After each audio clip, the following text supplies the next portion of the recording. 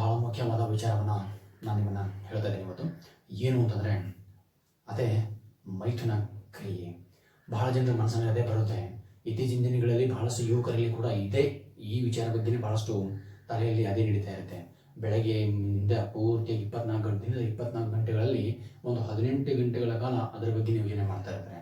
ಮೈಥುನ ಮಾಡಬೇಕು, ಯಾವುದಾದ್ರು ಸುಂದರದ ಹುಡುಗಿ ಅಥವಾ ಸುಂದರ ಹುಡುಗನ ಅಥವಾ ಕಣ್ಣಲ್ಲಿ ಕಲ್ಪನೆ ಮಾಡಿಕೊಂಡು ಅದರ ಬಗ್ಗೆನೇ ಯೋಚನೆ ಮಾಡ್ತಾ ಹೋಗೋದು ಅದೇ ಆಗ್ತಾ ಇದೆ. ಅದರಿಂದ ಏನಾಗುತ್ತೆ ಅಂತಂದರೆ, ನೀವು ಮುಖ್ಯವಾಗಿ ನಮ್ಮ ಗಮನದಲ್ಲಿ ಇಟ್ಕೊಳ್ಬೇಕು, ಬರೀ ಅದನ್ನೇ ಮಾಡ್ತಾ ಇದ್ದೀರಾ ಅಂತಂದರೆ ನೀವು ಅದನ್ನೇ ಪಡಿತಾ ಇರ್ತೀರ. ಅಂದರೆ ಅದು ಸಿಗೋದು ಇಲ್ಲ, ನಿಮ್ಮ ಮನಸ್ಸು ಶಾಂತಿ ಸ್ಥಿತಿಯಲ್ಲಿ ಇರೋದಿಲ್ಲ. ಯಾಕೆ ಅಂದರೆ ಏನಾಗಿರುತ್ತೆ ಅಂತಂದರೆ, ನಮಗೆ ಏನು ಬೇಕು, ನಾವು ಏನು ಮಾಡಬೇಕು ಅದ್ರ ಬಗ್ಗೆ ಏನೂ ಇಲ್ಲ. ಮನಸ್ಸು ನೋಡಿ ಹಿಂಗಿದೆ ಅಂತಂದರೆ, ನಾವು ಭಾಳ ದೊಡ್ಡ ಮಹಾನ್ ಮೇಧಾವಿಗಳು, ನಮ್ಮ ಋಷಿ ಮುನಿಗಳು ಏನು ಹೇಳಿದ್ದಾರೆ ಅಂತಂದರೆ, ನೀವು ಏನು ಯೋಚನೆ ಮಾಡ್ತೀರಾ, ನೀವು ಏನನ್ನ ಯೋಚನೆ ಮಾಡ್ತೀರಾ ಅದನ್ನೇ ಆಗ್ತಾ ಇರ್ತೀರ. ಮನದಲ್ಲಿ ಅದೇ ಮಾಡ್ತಾ ಇರ್ತೀರ. ನಮ್ಮ ಸಬ್ಕಾನ್ಷಿಯಸ್ ಮೈಂಡು ಅದೇ ವಿಚಾರ ಮಾಡಿ ಮಾಡಿ ಮಾಡಿ ಮಾಡಿ ನೀವೇನು ಮಾಡ್ತಿರಲ್ಲ ಅದೇ ಮುಂದೆ ಏನು ಮಾಡ್ತೀರ ಅದನ್ನೇ ನಿಮಗೆ ನೀವು ಏನು ಮಾಡ್ತೀರ ಆ ರೀತಿಯಾಗಿ ಅದು ಕೂಡ ನಿಮ್ಮ ಬಾಡಿ ಅದೇ ರೀತಿ ಇರ್ತಾ ಇರುತ್ತೆ. ಸಬ್ಕಾನ್ಷಿಯಸ್ ಮೈಂಡ್, ಉಪಪ್ರಜ್ಞೆ ಅಂತ ಕರೀತಾರೆ ಅದನ್ನು. ಕಾನ್ಷಿಯಸ್ ಮೈಂಡ್ನಿಂದ ಯೋಚನೆ ಮಾಡ್ತೀರಾ, ಸಬ್ಕಾನ್ಷಿಯಸ್ ಮೈಂಡ್ ಅದನ್ನೇ ಕೆಲಸ ಮಾಡುತ್ತೆ, ದೇಹದಲ್ಲಿ ಅದೇ ಅವಯವಗಳು ರೆಡಿ ಆಗ್ತಾ ಇರುತ್ತೆ.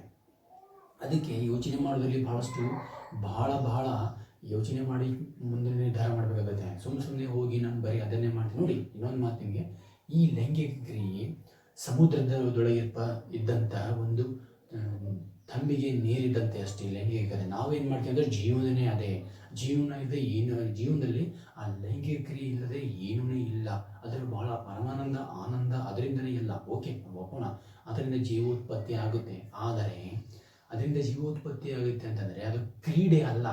ಯಾವಾಗಲೂ ಅದರ ಜೊತೆ ಥಿಂಕ್ ಮಾಡೋದು. ಅದರಿಂದ ಏನಾಗುತ್ತೆ ಅಂತಂದರೆ ನಮ್ಮ ಟೆಸ್ಟೋಸ್ಟೆರಾನ್ ಲೆವೆಲ್ ಏನಾಗುತ್ತೆ ಅಂದರೆ ಬಹಳಷ್ಟು ಕಡಿಮೆ ಆಗ್ತಾ ಸಂದರ್ಭದಲ್ಲಿ ಏನಾಗುತ್ತೆ ಅಂದರೆ ನಮ್ಮ ಬೋನ್ ಸಮಸ್ಯೆ ಆಗಿರೋದು, ಚರ್ಮ ಸಮಸ್ಯೆ ಆಗಿರೋದು, ಹಲ್ಲಿನ ಸಮಸ್ಯೆ, ಕೂದಲಿನ ಸಮಸ್ಯೆ, ನೆನಪಿನ ಶಕ್ತಿಯ ಸಮಸ್ಯೆ, ಏನೋ ವಸ್ತು ಇಡ್ತೀರಾ, ಆ ವಸ್ತು ಅಲ್ಲೇ ಇರುತ್ತೆ, ಆದರೆ ಅದನ್ನು ಮರ್ತೋಗ್ಬಿಡ್ತೀರ. ಇಲ್ಲೇ ಇಟ್ಟಿದ್ದೀರೋ ಇದು ಈ ಥರ ಆಗ್ತಾ ಇರುತ್ತೆ. ಅತಿ ಹೆಚ್ಚು ಅದರ ಬಗ್ಗೆನೇ ಯೋಚನೆ ಮಾಡ್ತಾ ಇದ್ದಾರೆ ಅಂತಂದರೆ. ಮತ್ತು ಮಸಲ್ಸ್ ಇರ್ತಾವಲ್ಲ, ಮಸಲ್ಸ್ ಎಲ್ಲ ವೀಕ್ ಆಗ್ತಾ ಹೋಗ್ತಾವೆ ಅತಿ ಹೆಚ್ಚು ಅದನ್ನೇ ಯೋಚನೆ ಮಾಡಿ. ಆಮೇಲೆ ಏನಾಗಿರುತ್ತೆ ಗೊತ್ತಾ, ಈಗ ಲೈಂಗಿಕ ಕ್ರಿಯೆ ಏನಾದರೂ ಮಾಡೋಕ್ಕೆ ಆಸಕ್ತಿ ಆಯಿತು, ನೀವು ಮಾಡೋಕ್ಕೆ ಹೋಗ್ತೀರಾ, ಮಾಡಿದ ನಂತರ ಅದು ಭಾಳ ಜನ ಮಾಸ್ಟರ್ಬೇಷನ್ ಅಂದರೆ ಹಸ್ತಮೈಥುನ ಮಾಡ್ಕೊಂಡಿರ್ತಾರೆ. ಹಸ್ತಮೈಥುನ ಮಾಡಿದ ತಕ್ಷಣ ದೇಹದಲ್ಲಿ ಎಲ್ಲ ಬದಲಾವಣೆ ಆಗದೆ ಇರುತ್ತೆ. ಕೈ ನೋವು, ಕಾಲು ನೋವು, ಮೊಳಕಾಲು ನೋವು, ಮನಸ್ಸಿಗೆ ಅಶಾಂತಿ ವಾತಾವರಣ ಇವೆಲ್ಲ ಬರ್ತಾ ಇರ್ತಾವೆ. ಯಾಕೆ ಅಂತಂದರೆ ನೀವು ಅತಿ ಹೆಚ್ಚು ಹೀನಾಯವಾದ ಸ್ಥಿತಿಯ ಚಿಂತೆ ಮಾಡ್ತಾ ಇರ್ತೀರ. ಅದಕ್ಕೆ ಇವೆಲ್ಲ ನಿಮ್ಮ ಜೊತೆ ಘಟಿಸ್ತಾ ಹೋಗ್ತವೆ. ಇನ್ನೊಬ್ಬರು ಹೇಳ್ತಾರೆ, ನೀವು ಯಾವಾಗ ನಿಮ್ಮ ಮನಸ್ಸಿನಲ್ಲಿ ಲೈಂಗಿಕ ಕ್ರಿಯೆ ಯೋಚನೆ ಬಂತು ಆವಾಗ ನೀವು ಲೈಂಗಿಕ ಕ್ರಿಯೆ ಮಾಡಬೇಕು, ಇಲ್ಲ ಮಾಸ್ಟರ್ಬೇಷನ್ ಮಾಡಿ ಅದನ್ನು ಹೊರಗಡೆ ಹಾಕಬೇಕು. ಬೇಡ, ಈ ಥರ ಮಾಡೋದು ಬೇಡವೇ ಬೇಡ. ಯಾಕೆ ಅಂತಂದರೆ ನೀವು ಯೋಚನೆ ಯಾವ ರೀತಿ ಮಾಡ್ತೀರ ಅದೇ ರೀತಿ ನೋಡಿ. ನೀವು ಈ ಪ್ರಪಂಚದಲ್ಲಿ ಏನೇನು ಬೇಕಾದರೂ ಸಾಧನೆ ಮಾಡ್ಬೋದು. ನೋಡಿ, ಉದಾಹರಣೆಗಾಗಿ ನೀಲಕಂಠ ವರ್ಣಿ ಅಂತ 13 ವರ್ಷದ ಬಾಲಕ, ಆಗಿನ ಕಾಲದಲ್ಲಿ 17ನೇ ಶತಮಾನದಲ್ಲಿ ಆ ಅದ್ಭುತವಾದಂತಹ ಬಾಲಕ 13 ವರ್ಷದಲ್ಲಿ ಬ್ರಹ್ಮತ್ವವನ್ನು ಪಡೆದಿದ್ದ. ಎಲ್ಲರೂ ಮಾಡೋಕ್ಕೆ ಸಾಧ್ಯ ರೀ, ನೀವೊಬ್ಬರೇ ಅಂತಿಲ್ಲ, ಎಲ್ಲರೂ ಮಾಡ್ಬೋದು.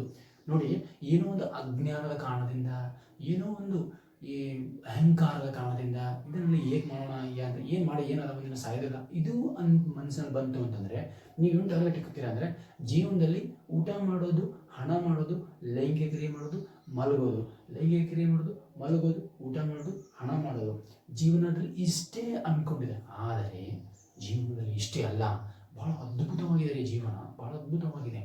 ನಾವು ಇದನ್ನು ಈ ರೀತಿ ಬರ್ತದಿಲ್ಲ. ಒಂದು ಹೆಣ್ಣಿನ ಚಿತ್ರ ಮಾಡ್ಕೊಳ್ಬೋದು, ಅವಳ ದೇಹದ ಬಗ್ಗೆ ಅಥವಾ ಗಂಡಿನ ದೇಹದ ಬಗ್ಗೆ, ಹೆಣ್ಣು ಆಸೆ ಪಡೋದಾಗಿರ್ಬೋದು, ಗಂಡು ಆಸೆ ಪಡೋದಾಗಿರ್ಬೋದು, ನೀವು ಪರವಾಗಿಲ್ಲ. ಯಾವಾಗ ಪಡಬೇಕು ಅಂದರೆ ದೇಹದಲ್ಲಿ ಅದ್ಭುತವಾದಂಥ ಶಕ್ತಿ, ಯಾವ ಕಂಟ್ರೋಲ್ ಕೆಪಾಸಿಟಿ, ಹಿಡಿತದ ಕೆಪಾಸಿಟಿ ಇದ್ದಾಗ ಮಾತ್ರ ನೀವು ಆ ಗೋಜಿಗೆ ಹೋಗಬೇಕು. ಇಲ್ಲ ಅಂದರೆ ನೀವು ದಿನನಿತ್ಯ ಜೀವನದಲ್ಲಿ ಅದನ್ನೇ ಮಾಸ್ಟರ್ಬೇಷನ್ ಅನ್ಕೋತಾ ಹೋದ್ರಿ ಅಂತಂದರೆ ದೇಹ ಸತ್ಯನಾಶ ಆಗಿಬಿಡುತ್ತೆ, ಸರ್ವನಾಶ ಆಗುತ್ತೆ. ಅದಕ್ಕೆ ನಾನೇನು ಹೇಳ್ತಿದ್ದೇನೆ ಅಂದರೆ, ನೀವು ಅದರಿಂದ ಏನಾಗ್ತೀನಿ ನಾನು ಅದರಿಂದ ಬ್ಯಾಡ್ ಎಫೆಕ್ಟ್ ನಾನು ಹೇಳಿದ್ದೀನಿ ಆಲ್ರೆಡಿ. ಟೆಸ್ಟೋಸ್ಟೆರಾನ್ ಲೆವೆಲ್ ಎಲ್ಲರೂ ಬಹಳಷ್ಟು ಕಡಿಮೆ ಬಿತ್ತು ಅಂದರೆ ಬೋನ್ ಸಮಸ್ಯೆ, ಬೋನ್ ಡೆನ್ಸಿಟಿ ಕಡಿಮೆ ಆಗ್ತಾ ಹೋಗುತ್ತೆ. ನಮ್ಮ ದೇಹದಲ್ಲಿ ಸಪ್ತಧಾತುಗಳಿವೆ: ರಸ, ರಕ್ತ, ಮಾಂಸ, ಮೇಧ, ಅಸ್ಥಿ, ಮಜ್ಜ, ಶುಕ್ರ. ಈ ಒಂದು ಏಳು ಧಾತುಗಳು ಸರಿಯಾದ ರೀತಿಯಿಂದ ಬಿಲ್ಡ್ ಆಗಬೇಕಿತ್ತು ಅಂದರೆ ಈ ಶುಕ್ರ ಧಾತು, ಸ್ಪರ್ಮ್ ಅಂತ ಹೇಳ್ತೀವಲ್ಲ, ಅದು ಬಹಳಷ್ಟು ಇಂಪಾರ್ಟೆಂಟ್ ಆಗುತ್ತೆ. 7ನೇ ಧಾತು ಶುಕ್ರಧಾತು.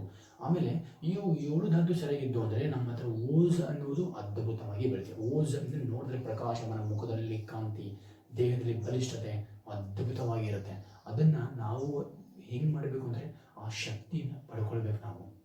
ಅದು ಹೇಗೆ ಅಂತೇಳಿ ನಾನು ಹೇಳ್ತೀನಿ. ಈಗ ಅದನ್ನು ಮುಕ್ತಿ ಹೇಗೆ ಪಡ್ಕೋಬೇಕು ನಾನು ಹೇಳಿದೆ, ನೀವು ಏನು ಯೋಚನೆ ಮಾಡ್ತೀರಾ ಅದೇ ಆಗ್ತೀರಾ, ನೀವೇನು ಯೋಚನೆ ಮಾಡ್ತೀರಾ ಅದೇ ಆಗ್ತೀರಾ, ಗಮನದಲ್ಲಿ ಇಟ್ಕೊಳ್ಳಿ.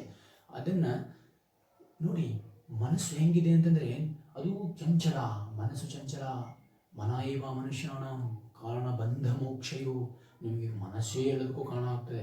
ಅದಕ್ಕೆ ಏನು ಗೊತ್ತಾ, ಜ್ಞಾನ ವೈರಾಗ್ಯ ಅಭ್ಯಾಸ ಎಂಬ ಈ ಬಹಳ ಬಹಳ ಚೂಪಾದ ಕತ್ತಿಗಳನ್ನು ನಾವು ಬಳಸಬೇಕಾಗುತ್ತೆ. ಅಭ್ಯಾಸ ಬಲ ನೋಡಿ, ಅದು ಹೋಗುತ್ತೆ, ನಿಮ್ಮ ಮನಸ್ಸು ಎಲ್ಲೂ ಹೋಗುತ್ತೆ, ತಳಕು ಬೆಳಕು ಏನೋ ಅದ್ರ ಮೇಲೆ ಹೋಗುತ್ತೆ. ಅದನ್ನು ನಾವು ಮತ್ತೆ ತರಬೇಕು, ಮತ್ತೆ ಹೋಗುತ್ತೆ, ಮತ್ತೆ ತರಬೇಕು, ಮತ್ತೆ ಹೋಗುತ್ತೆ, ಮತ್ತೆ ತರಬೇಕು.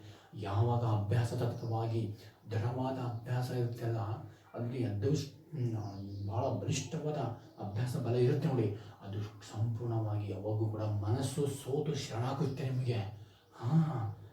ಮನಸ್ಸಿಗೆ ನೀವು ಶರಣಾಗಕ್ಕೆ ಹೋಗ್ಬಿಡಿ, ಮನಸ್ಸನ್ನೇ ಶರಣಾಗತಿಯಾಗಿ ಮಾಡ್ಕೋಬೇಕು ನೀವು. ಮನುಷ್ಯರಿಗೆ ಮಾತು ಕೇಳಬಾರ್ದು. ಅದು ಅಷ್ಟು ಅದ್ಭುತ ಶಕ್ತಿ ಇದೆ. ಅದನ್ನು ಪ್ರಯತ್ನ ಮಾಡಿ ನೀವು ಏನು ಬೇಕಾದರೂ ಮಾಡ್ಬೋದ್ರೆ ಅಷ್ಟು ಅದ್ಭುತ ಶಕ್ತಿ ಇದೆ ಮನುಷ್ಯನಲ್ಲಿ. ಸಾಮಾನ್ಯ ಅಲ್ಲ, ನೀವು ಯಾರು ನಾವು ಹೇಳ್ತೀವಲ್ಲ, ಈ ಪ್ರಪಂಚದಲ್ಲಿ ಯಾರು ಅನ್ನುವುದು ಹಿಂದೂ ಇರಲಿ, ಮುಸ್ಲಿಂ ಹುಡ್ತಾನೋ, ಕ್ರೈಸ್ತವ ಹುಡ್ತಾನೋ, ಇಸಾಯಿ ಹುಡ್ತಾನೋ, ಯಾರು ಹುಡ್ತಾನೋ ಗೊತ್ತಿಲ್ಲ. ಆದರೆ ಪ್ರತಿಯೊಬ್ಬನೂ ಅಸಾಮಾನ್ಯನೇ, ಎಲ್ಲರೂ ಅಸಾಮಾನ್ಯ. ಅವು ಅಜ್ಞಾನದ ಕಾರಣದಿಂದ ಏನಾಗ್ತಾವೆ ಅಂದರೆ ಅವು ಶಕ್ತಿಯನ್ನು ಮರೆತ್ಕೊಂಡು ಬಿಡ್ತಾವೆ. ಅದಕ್ಕೋಸ್ಕರ ಎಲ್ಲರೂ ಅದ್ಭುತಗಳೇ ಈ ಪೃಥ್ವಿ. ಅದಕ್ಕೆ ನಮ್ಮ ಪುರಾತನ ಶಾಸ್ತ್ರದಲ್ಲಿ ವಸುದೈವ ಕುಟುಂಬಕಂ ಅಂತ ಹೇಳಿದ್ರು. ಭಾರತ ದೇಶ ಒಂದೇ ಕುಟುಂಬ ಅಲ್ಲ, ಈ ಪ್ರಪಂಚದಲ್ಲಿ ಈ ಒಂದು ವಸುದ ಅಂದರೆ ಭೂಮಿ ತಾಯಿನೇ ಒಂದು ಕುಟುಂಬ ಅಂತ ಹೇಳೋದು ನಮ್ಮ ಶಾಸ್ತ್ರದಲ್ಲಿ ಹೇಳುತ್ತೆ. ಅದಕ್ಕೆ ಇಲ್ಲಿವರೆಗೂ ನಾವು ಬೇರೆ ಎಲ್ಲೂ ಹೇಳಿದ, ಎಲ್ಲೂ ಬೇರೆ ಬೇರೆ ಅಂತ ಹೇಳಿ ಎಲ್ಲರೂ ಕುಟುಂಬವೇ ಅಂತ ಹೇಳಿದ್ವಿ ನಾವು. ಮನುಕುಲ ಕುಟುಂಬ, ಒಂದು ಕುಟುಂಬ ಅಂತ ಹೇಳಿದ್ದು. ಅದಕ್ಕೆ ಇದನ್ನು ನಾವು ಅದ್ಭುತವಾಗಿ ಶಕ್ತಿಯನ್ನು ನಾವು ಪಡ್ಕೊಳ್ಬೇಕಿತ್ತು ಅಂತಂದರೆ ನಾವೇನು ಮಾಡಬೇಕು, ವಿಚಾರಗಳನ್ನು ಕಂಟ್ರೋಲ್ ಮಾಡೋದಿಲ್ಲ ರೀ. ಯಾರು ಹೇಳ್ತಾರೆ ನಮಗೆ ಕಂಟ್ರೋಲ್ ಮಾಡಬೇಕಂತ, ಕಂಟ್ರೋಲ್ ಮಾಡೋಕ್ಕೆ ಹೋಗಬೇಡಿ, ಅದ್ರ ಬಗ್ಗೆ ತಿಳಿದುಕೊಳ್ಳಿ. ನೀವು ಕಂಟ್ರೋಲ್ ಮಾಡೋಕ್ಕೆ ಹೋದ್ರೆ ಏನಾಗುತ್ತೆ ಅಂದರೆ ತಪ್ಪುತ್ತೆ. ಇಷ್ಟು ಕಂಟ್ರೋಲ್ ಮಾಡ್ತೀರಾ? ಕಂಟ್ರೋಲ್ ಮಾಡೋದಲ್ಲ. ನೀವು ವಾಹನ ವೇಗವಾಗಿ ಓಡಿಸ್ತಾ ಇದ್ದೀರಾ ಅಂತಂದರೆ, ವೇಗವಾಗಿ ಓಡಿಸ್ತಾ ಇದ್ರೆ ನಿಮ್ಗೆ ಗೊತ್ತು, ನಿಮ್ಗೆ ಕಂಟ್ರೋಲ್ ಮಾಡಬೇಕಂತ ಗೊತ್ತಿದೆ ನಿಮಗೆ. ಅದೇ ಒಮ್ಮೆಲೊಮ್ಮೆ ಹೆಂಗೆ ಕಂಟ್ರೋಲ್ ಮಾಡ್ತೀರಾ? ನಿಮ್ಗೆ ಗೊತ್ತಿರಬೇಕು ಯಾವ ವೇಗದಲ್ಲಿ ಹೋಗ್ತಾ ಇದ್ದೀನಿ, ಎದುರುಗಡೆ ಏನಾಗ್ತಾ ಇದೆ ಅಂತ. ಅವಾಗ ಗೊತ್ತಿತ್ತು ಅಂದರೆ ತಿಳಿದು ನೀವು ಕಂಟ್ರೋಲ್ ಮಾಡೋ ಕೆಪಾಸಿಟಿ ತಪ್ಪಿದ್ರೂ ಕೂಡ ನೀವು ಆರಾಮಾಗಿ ಅದನ್ನು ಕಂಟ್ರೋಲ್ ಮಾಡೋದಲ್ಲ ಅಲ್ವಾ? ಅಷ್ಟು ಶಕ್ತಿ ಇರುತ್ತೆ.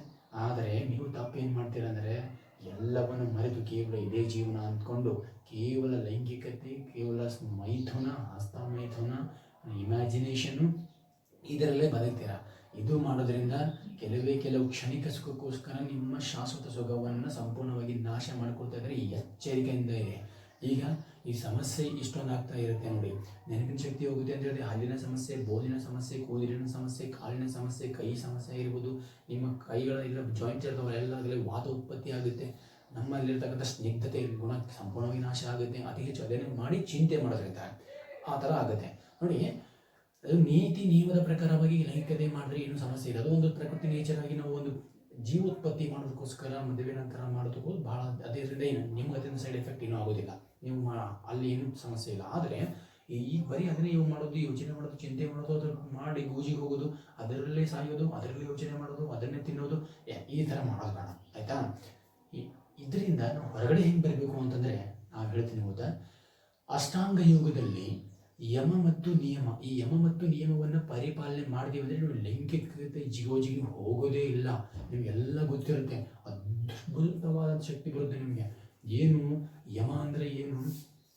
ನಮ್ಮ ಸಾಮಾಜಿಕ ಕಳಕಳಿಯಲ್ಲಿ, ನಮ್ಮ ಸಮಾಜದಲ್ಲಿ ನಾವು ಯಾವ ರೀತಿ ಬದುಕಬೇಕು, ಸಮಾಜದ ಜೊತೆ ಯಾವ ರೀತಿ ಇರಬೇಕು, ಅವೆಲ್ಲ ಜ್ಞಾನ ಬರುತ್ತೆ. ಸತ್ಯ, ಅಹಿಂಸೆ, ಬ್ರಹ್ಮಚಾರ್ಯ, ಅಪರಿಗ್ರಹ, ಅಸ್ಥೇಯ, ಈ 5 ನಮ್ಮ ಯಮದಲ್ಲಿ ಬರ್ತವ. ನಿಯಮದಲ್ಲಿ ಶೌಚ, ಸಂತೋಷ, ತಪಸ್ಸು, ಸ್ವಾಧ್ಯಾಯ, ಈಶ್ವರಿ ಪ್ರಣಿಧಾನ, ಈ 5 ಈ ಯಮ ಮತ್ತು ನಿಯಮಗಳಲ್ಲಿ ಬರ್ತಕ್ಕಂಥ ಈ 10 ನಿಯಮಗಳನ್ನು ಸರಿಯಾದ ರೀತಿಯಿಂದ ಪಾಲನೆ ಮಾಡ್ತೀವಿ ಅಂತಂದರೆ ನಮ್ಮ ಜೀವನದಲ್ಲಿ ಯಾವುದೇ ಸಮಸ್ಯೆ ಬರೋದಿಲ್ಲ. ಏನು? ಸತ್ಯ ಬಗ್ಗೆ ಬದುಕೋದು, ಅಹಿಂಸೆ ತತ್ವವನ್ನು ನಮ್ಮ ಮೇಲೆ. ಅಹಿಂಸಾ ಅಂತಂದರೆ ನೀವು ಏನು ಕೊಡಿದ್ರೆ ಅಂದರೆ ಬೇರೆ ರೇಪ್ ತಂದ್ಬಿಡೋದು, ಅದೂ ಹಿಂಸೆನೇ ಆಗುತ್ತೆ. ಮತ್ತು ನಿಮ್ಮನ್ನು ನೀವು ಮಾಡೋದ್ರಲ್ಲ ಚಿಂತೆ ಮಾಡೋದು, ಅದು ಕೂಡ ಹಿಂಸೆ ಆಗುತ್ತೆ. ನಿಮ್ಮ ಸೆಲ್ಫ್ ಹಿಂಸೆ ಮಾಡ್ತಿದ್ರೆ ಅದಕ್ಕೂ ತಪ್ಪಿಗೆ ನಿಮಗೆ ಶಿಕ್ಷೆ ಸಿಕ್ಕೇ ಸಿಗುತ್ತೆ. ನಿಮ್ಗೆ ಹಕ್ಕಿಲ್ಲ, ನಿಮ್ಮನ್ನು ನೀವು ಶಿಕ್ಷೆ ಕೊಡೋದು ತಪ್ಪು. ನೋಡಿ, ಅದು ಬ್ರಹ್ಮಚಾರ್ಯ ಹೇಳಿದೆ. ಬ್ರಹ್ಮಚಾರ್ಯದ ಉನ್ನತ ವಿಚಾರಗಳನ್ನು ಸತ್ಸಂಗ ಮಾಡೋದು, ಹಿರಿಯರ ಹೇಳಿದ ಮಾತುಗಳನ್ನೇ ಕೇಳೋದು, ಋಷಿಮುನಿಗಳು ಸರಿಯಾದ ಒಂದು ಮಾರ್ಗವನ್ನು ಹೇಳಿದ್ರೆ ಅದನ್ನು ಮಾಡೋದು. ಸತ್ಸಂಗ ಅಂದರೆ ವೇದ, ಉಪನಿಷತ್ತು, ಋಗ್ವೇದ, ಯಜುರ್ವೇದ, ಸಾಮವೇದ, ಅಥರ್ವವೇದ, 18 ಪುರಾಣಗಳು ಮತ್ತು ನಮ್ಮ ಉಪನಿಷತ್ತುಗಳು, 108 ಉಪನಿಷತ್ತುಗಳ ಅಧ್ಯಯನವನ್ನು ನೀವು 108 ಮಾಡೋಕ್ಕಂತ ಅವಶ್ಯಕತೆ ಇಲ್ಲ. ಯಾವುದೇ ಒಂದು ಉಪನಿಷತ್ತು ಕೂಡ ಅಭ್ಯಾಸ ಮಾಡಿದ್ರೆ ನಿಮಗೆ ಅದರಿಂದ ಅದ್ಭುತ ಜ್ಞಾನ ಬರುತ್ತೆ. ಇನ್ನೂ ಒಂದು ವಿಶೇಷ ಹೇಳ್ತೀನಿ. ಪುರಾಣವೆಂಬುದು ಪುಂಡರಗೋಷ್ಠಿ ಅಂತ ಯಾರು ಹೇಳಿದ್ರೆ, ಅದು ಯಾರು ಹೇಳಿದ್ರು ನಮ್ಗೆ ಗೊತ್ತಿಲ್ಲ, ಯಾರು ರೂಢಿಸಲು ಗೊತ್ತಿಲ್ಲ. ಪುರಾಣವೆಂಬುದು ನಾವು ಸರಿಯಾದ ರೀತಿಯಿಂದ ನಮಗೆ ಅರ್ಥ ಆಗಲಿ ಅನ್ನೋ ಒಂದು ಉದ್ದೇಶದಿಂದ ಕಥೆಗಳ ಮುಖಾಂತರ ಹೇಳಿದ್ರು. ಆದರೆ ಇತ್ತೀಚಿನ ಪುರಾಣಗಳು ಹೇಳತಕ್ಕಂಥ ಕಥೆಗಳು ಬಹಳಷ್ಟು ತಪ್ಪಾಗಿ ಹೇಳ್ತಾ ಇದ್ದಾರೆ. ಆ ಪುರಾಣಗಳು ಅದು ಪುರಾಣ ಅಲ್ಲ.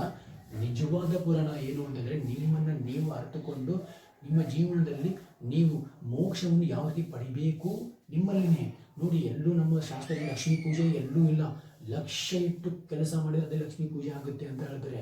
ಲಕ್ಷ್ಮಿ ಕಾರಾಗ್ರಹಿಸಿದ ಲಕ್ಷ್ಮಿ ಅಂದರೆ ನಮ್ಮ ಕೈಯಲ್ಲಿ ಲಕ್ಷ್ಮಿ ಇದೆ. ಸರಸ್ವತಿ ಮಾತೆ, ಶ್ರೀಕೃಷ್ಣ ಎಲ್ಲರೂ ನಮ್ಮ ಹತ್ರನೇ, ಎಲ್ಲರೂ ಈ ಶರೀರದಲ್ಲಿ ಇದ್ದಾರೆ ಅಂತ ನಮ್ಮ ಶಾಸ್ತ್ರ ಹೇಳುತ್ತೆ. ಎಲ್ಲೂ ಕೂಡ ನಿಮ್ಗೆ ಅಪಾಚ್ಯ ಈ ಭಾಳ ಜನ ಹೇಳ್ತಾ ಇದ್ದಾರೆ. ಈಗ ಅದನ್ನು ನಂಬಕ್ಕೆ ಹೋಗಬೇಡಿ. ನೀವು ಸೆಲ್ಫ್ ರಿಯಲೈಸ್, ನಿಮಗೆ ಗೊತ್ತಾಗುತ್ತೆ ಭಾಳ ಅದ್ಭುತವಾದ ಶಕ್ತಿ. ನೀವು ಜ್ಞಾನಿಗಳಲ್ಲ, ಎಲ್ಲರೂ ಜ್ಞಾನಿಗಳಿದ್ದೀರಾ. ಅದನ್ನು ಅಸಾಮಾನ್ಯ ವ್ಯಕ್ತಿಗಳೇ, ಪ್ರಪಂಚದಲ್ಲಿರೋ ಅಸಾಮಾನ್ಯ ವ್ಯಕ್ತಿಗಳೇ ಅದನ್ನು ಸರಿಯಾಗಿ ತಿಳ್ಕೋಬೇಕು. ಏನು ಹೇಳಿದ್ರೆ ನಾವು ಸತ್ಸಂಗ ಮಾಡಬೇಕು, ಒಳ್ಳೆಯ ಅಧ್ಯಯನ ಮಾಡಬೇಕು, ಅಧ್ಯಯನ ಮಾಡಿದ ಜ್ಞಾನ ಪಡ್ಕೊಳ್ಬೇಕು. ಜ್ಞಾನ ಪಡೆದ ನಂತರ ನಮ್ಮ ಊಟೋಪಚಾರ ಪದ್ಧತಿ ಚೆನ್ನಾಗಿರಬೇಕು. ಸಾತ್ವಿಕ ಆಹಾರ ಪದ್ಧತಿಗಳನ್ನು ಬಳಸಬೇಕು. ನಾವು ವಿಚಾರ ಆಧಾರಗಳು, ತ್ರಾಟಕ ಆಗಿರಬಹುದು. ತ್ರಾಟಕ ಅಂದರೆ ಏಕಾಗ್ರತೆಯಿಂದ ಒಂದು ದೀಪವನ್ನು ಹಚ್ಚಿಬಿಟ್ಟು ಅದನ್ನೇ ದೀರ್ಘವಾಗಿ ನೋಡೋದು. ಇಲ್ಲ, ಇನ್ನೂ ಒಂದು ನಾನು ತೋರಿಸ್ತೀನಿ ನಿಮ್ಮನ್ನು. ಇದು ಈಗ ನಾವು ಏನಂದ್ರೆ ಭೂಮಿ ದೃಷ್ಟಿಯಲ್ಲಿ ನಮ್ಮ ದೃಷ್ಟಿಯನ್ನು ಇಡಬೇಕಿತ್ತು. ನಿಮಗೆ ಹತ್ರ ಆಗ್ತದೆ ಈ ಥರ ಒಂದೇ ಕಡೆಯಿಂದ ಇದನ್ನು ಈ ರೀತಿ ಮಾಡ್ತಾ ಹೋದೆವು ಅಂದರೆ ನಮಗೇನಾಗುತ್ತೆ ಅಂತಂದರೆ, ಇಲ್ಲಿ ನಮ್ಮ ಭೂಮಿ ದೃಷ್ಟಿಯನ್ನು ಇಟ್ಟಾಗ ನಮ್ಮ ಎಲ್ಲ ಸಂಕಳಿ ಅವೆಲ್ಲ ಏನಾದರೂ ಬಿಚ್ಕೊಳ್ತಾ ಹೋಗ್ತವೆ. ಆಸೆ ಆಕಾಂಕ್ಷೆಗಳೆಲ್ಲ ಚೂರು ಆಗ್ತಾ ಇರ್ತಾವೆ, ಎಲ್ಲ ಹೋಗ್ತಾ ಇರ್ತಾವೆ. ಅದರಿಂದ ಏನಾಗುತ್ತೆ ಅಂತಂದರೆ ಏಕಾಗ್ರತೆ, ತ್ರಾಟಕ ಅಂತ ಹೇಳ್ತೀವಿ ನಾವು. ದೀಪ ಹಚ್ಚೋದನ್ನೇ ನೋಡ್ತಾ ಇರೋದು, ವಿತೌಟ್ ಬ್ಲಿಂಕಿಂಗ್ ಐಸ್ ಅಂದರೆ ಕಣ್ಣು ಬಡಿಯೋದನ್ನೇ ಅದನ್ನು ನೋಡೋದು.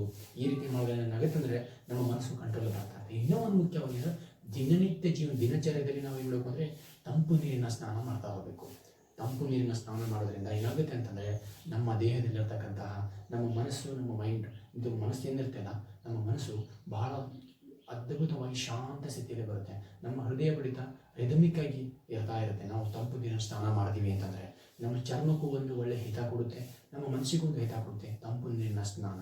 ಅದಕ್ಕೆ ನೀವು ದಿನಚರ್ಯದಲ್ಲಿ ತಂಪು ನೀರನ್ನು ಮಾಡಿ, ದಿನಚರ್ಯದಲ್ಲಿ ಸಾತ್ವಿಕ ಆಹಾರ ಪದ್ಧತಿಯನ್ನು ಮಾಡ್ಕೊಳ್ತಾ ಹೋಗಿ, ದಿನಚರ್ಯದಲ್ಲಿ ಕಂಪಲ್ಸರಿ 1 ರಿಂದ 1.5 ಗಂಟೆಗಳ ಕಾಲ ನಿಮ್ಮ ದೇಹಕ್ಕೆ ಕಸರತ್ತು, ಎಕ್ಸಸೈಸ್, ಆಸನಗಳು ಅಥವಾ ಸ್ಟ್ರೆಚಿಂಗ್ ಎಕ್ಸಸೈಸ್ ಆಗಿರ್ಬೋದು, ಕ್ಯಾಲಿಸ್ಥಾನಿಕ್ಸ್ ಇದನ್ನು ಮಾಡ್ತಾ ಇರೋದಾಗಿರ್ಬೋದು, ಜುಡೋ ಆಗಿರ್ಬೋದು, ಮತ್ತು ಜಿಮ್ನಾಸ್ಟಿಕ್ ಆಗಿರ್ಬೋದು, ಏನನ್ನು ಮಾಡಿ ದೈಹಿಕ ಕಸರತ್ತನ್ನು ಮಾಡ್ತಾ ಹೋಗಿ. ಹಾಗೇನಾದರೂ ಕಲಿಬೇಕು ಅಂತಿತ್ತಂದರೆ ಖಂಡಿತವಾಗಿ ನಿಮ್ಮನ್ನು ಕಲಿಸ್ತೀನಿ ಆನ್ಲೈನ್ ಮುಖಾಂತರವಾಗಿ. ಕ್ಯಾಲಿಸ್ಥಾನಿಕ್ಸ್ ಆಗಿರ್ಬೋದು, hand standing, back bending, front fly, back flip ಎಲ್ಲ ರೀತಿಯಿಂದ ಮಾಡ್ತಾ ಹೋಗಿ. ಆವಾಗ ಮನಸ್ಸು ಭಾಳ ಸದೃಢವಾಗ್ತಾ ಹೋಗುತ್ತೆ. ನೀವು ಈ ಗೂಜಿಗೆ ಹೋಗೋದೇ ಇಲ್ಲ. ಯಾವ ಸಮಯಕ್ಕೆ ಯಾವನ್ನು ಮಾಡಬೇಕು ಅದನ್ನು ಗಮನದಲ್ಲಿ ಇಟ್ಕೊಳ್ಬೇಕು. 14 ವರ್ಷ ಆಗೋದಿರಲ್ಲ, ಈಗ ಒಂದು ಹುಡುಗಿಯಿಂದ ಬಿದ್ದುಬಿಟ್ಟು ಲವ್ ಸ್ಟಾರ್ಟ್ ಆಗಿಬಿಡುತ್ತೆ.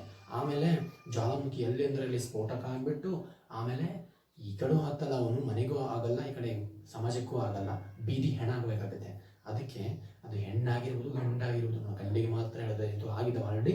ಯಾಕೆಂತಂದರೆ ಇವ್ರಿಗೆ ತಾಳಿಲ್ಲ, ಇವರು ಓಡೋದ್ರು. ಈ ಕಡೆ ಹೆಣ್ಣಿಗೆ ಅಪ್ಪ ಅಮ್ಮ ಇಟ್ಕೊಳ್ಳೋಕೆ ತಯಾರಿಲ್ಲ, ಗಂಡಿಗೆ ಈ ಕಡೆ ಇವನಿಗೆ ಯಾವ ಸಮಾಜದಲ್ಲಿ ಗೌರವ ಇಲ್ಲ. ಅದಕ್ಕೆ ಇಬ್ಬರು ಏನು ಮಾಡ್ತಾರೆ, ಕೊನೆಗೆ ಏನು ಮಾಡಬೇಕು ಅಂದರೆ ಸೂಸೈಡ್ ಮಾಡ್ಕೊಂಡು ಸಾಯಬೇಕು. ಇದೇ ನಿಮ್ಮ ಮೇನ್ ದಾರಿ ಅಂತ ಅಂದ್ಕೊಂಡು ಸಾಯ್ತಾರೆ. ಅಷ್ಟೇ ಇರಲ್ಲ, ಬೇರೆ ಬೇರೆ ದಾರಿ ಇರುತ್ತೆ. ಆದರೆ ತಪ್ಪು ಮಾಡೋಕ್ಕೆ ಹೋಗಬೇಡಿ. ಅದ್ಭುತವಾದ ಜೀವನ ಇದೆ, ನಿಮ್ಗೆ ಏನು ಬೇಕು ಅದೆಲ್ಲ ದೊರಕುತ್ತೆ, ಯಾವುದೇ ಅನುಮಾನ ಇಲ್ಲ. ನೀವು ಯೋಗ ಮತ್ತು ಆಯುರ್ವೇದಕ್ಕೆ ಬನ್ನಿ, ಎಲ್ಲ ಸಮಸ್ಯೆಗೆ ದೂರ ಆಗುತ್ತೆ. ಇವೆಲ್ಲವನ್ನು ಏಕಾಗ್ರತೆ ಮಾಡೋದಕ್ಕೆ ಭಾಳಷ್ಟು ಅನುಕೂಲವಾಗಿರ್ತಕ್ಕಂಥ ಮಾರ್ಗಗಳು. ನೀವು ಭಯ ಪಡಬೇಡಿ. ಸದೃಢವಾದ ಮನಸ್ಸಿನಿಂದ ನೀವು ಕೈಗೊಂಡಂಥ ಕಾರ್ಯಗಳು ಇತ್ತು ಅಂದರೆ ಸದೃಢವಾಗಿ ಅದು ಎಲ್ಲವೂ ಫಲಿಸ್ತಾ ಹೋಗುತ್ತೆ ಅಂತ ಹೇಳ್ತಾ, ಏನಾದರೂ ಪ್ರಶ್ನೆಗಳು ಇದ್ದು ಅಂತಂದರೆ ನೀವು ಕಮೆಂಟ್ ಮಾಡಿ, ಕಾಲ್ ಮಾಡಿ ನಮ್ಮನ್ನು ಕೇಳ್ಬೋದು ಅಂತ ಹೇಳ್ತಾ ಎಲ್ರಿಗೂ ನಮಸ್ಕಾರ.